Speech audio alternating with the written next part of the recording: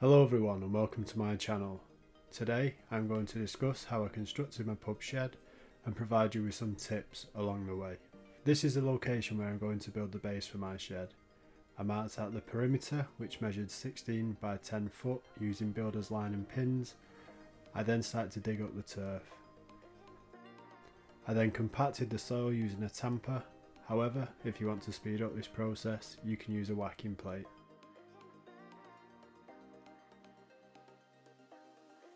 Now it is time to add the MOT Type 1 for the sub base. Spread this out evenly and compact it down. I then added some grit sand and screeded it. The base is now ready for paving, or at least it should be. As you can see from the pictures, we had extremely heavy rain which flooded the base. It made things more difficult, but it certainly didn't stop us.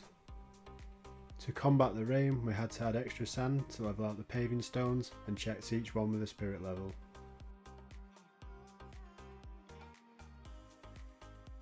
Once we had laid all the paving stones, we added kiln dry sand and brushed into the gaps to reduce movement in the future. As you can see, my dog Ted was quick to inspect his potential new toilet. Using treated timber, I started to build the base of the shed. The base measured 15 by 9 foot. I spaced out the planks evenly, going across by marking out the centres on both of the 15-foot lengths and screwed it all together. Once secured, it is now time to add the noggins. These will add strength to the frame. At this stage, we decided to add a weed membrane underneath the base to reduce chances of damp rising up through the timber. We also sat the frame on some adjustable feet to create an air gap underneath to promote airflow.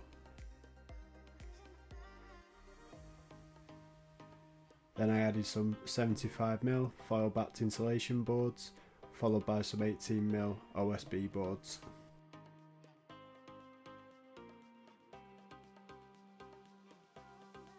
Construction of the wall frames followed a similar design to the base. However, for the 15-foot wall at the back of the shed, I made two smaller frames and joined them together, as this made it easier to handle the frames. I also made two frames for the wall at the front, as I had to fit the PVC door frame in between them. I would highly recommend buying your doors from Facebook Marketplace. I got mine for roughly £200. One point I would like to highlight is that in the UK, the height of your shed cannot exceed 2.5 metres. So please be aware of this when planning your build and do your research. For the roof frames, I decided to make two smaller frames, as they are easy to lift up onto the frame of the shed, and once in place I bolted them together in the middle. I used 18mm OSB boards to ensure the roof would support any extra weight caused by snow. To cover the roof, I ordered an EDPM rubber roof. These are expensive, but they're absolutely fantastic and are expected to last over 50 years. I wrapped a breathable roofing membrane around the shed. This stops water from getting through, but also allows vapour to get out. A staple gun is ideal for securing the membrane in place.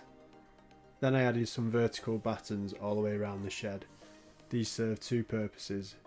They are primarily there to fix the cladding to, but secondly, they create an air gap to ensure the cladding can dry from both sides, therefore drying quicker when wet. I won't lie, adding the cladding is time consuming, but it's at this stage you see all your hard work really coming together.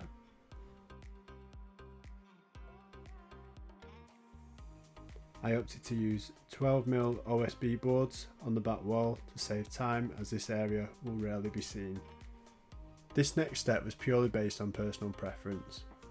I decided to spray my PVC doors anthracite grey, as I felt this provided more of a modern appearance than the standard white frames, but each to their own.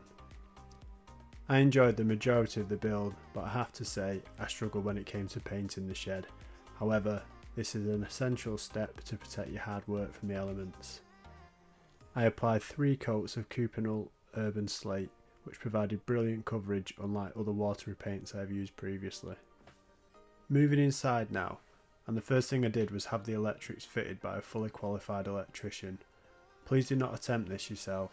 I opted for 6 spotlights and 10 double sockets. I also had some external spotlights fitted, as well as some up and down lighters either side of the door, with an outside socket around the back of the shed.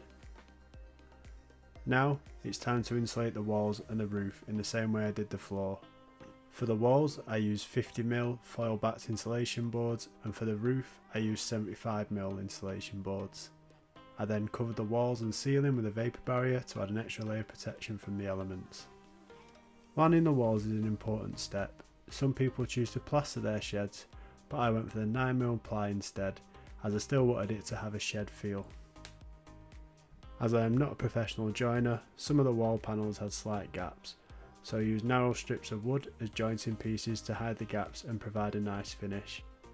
I chose a grey laminate floor from Wicks with a wood fibre underlay to give it that extra bit of bounce. We have now reached my favourite part of the build, building the bar itself. I opted for a 2-level bar as I wanted a row of sockets underneath the bar. The lower level is designed for pouring your drinks, and the higher level is where you serve them.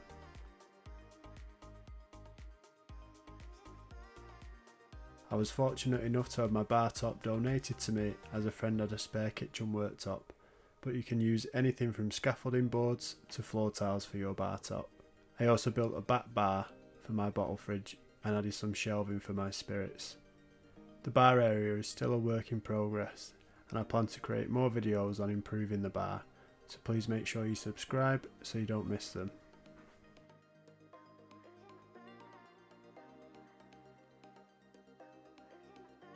Once you have completed building your bar, it's time to decorate and furnish. I wanted to make sure I had 2 key things in my bar: a comfortable seating area for watching the football with friends, and a dartboard. I'm really pleased with how the whole build went, and I'm keen to continue adding to the bar. The latest addition is the Phillips Perfect Draft system, which is excellent if you're into your beers like me. I'm also planning to do some reviews on the available kegs. If you found this video helpful in any way, please give it a like and subscribe. Thanks for watching, and I'll see you on the next one.